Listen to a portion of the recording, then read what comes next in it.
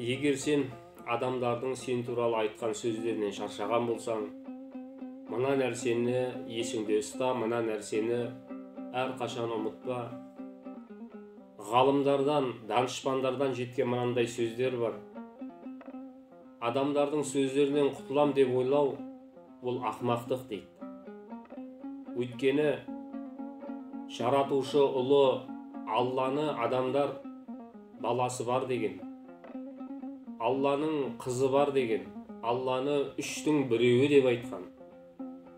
Және Алланың сүйікті пайғамбары, Алланың елшісі, соңғы пайғамбарын сиқыршы деген, ақын деген түрлі сөздер айтқан.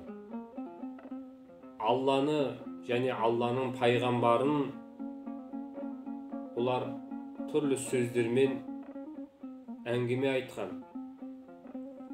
Енді қарапайым адамдардың сөзінен, талқыстан құтылам деуі бұл ақымақтық.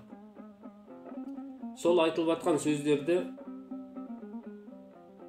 айтылып жатқан сен туралы сөздерді сен жинайтын болсаң, ол сөздерге мән беретін болсаң, жинаған сайын олар көбейіп сенің белің шойырылады.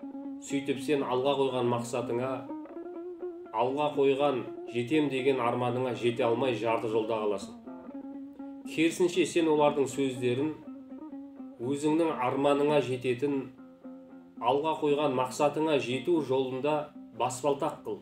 Соларды басып, өзіңнің арманыңа, өзіңнің жетістік жолына пайдаланып, баспалтақ қылып, жетістік жолына жете біл.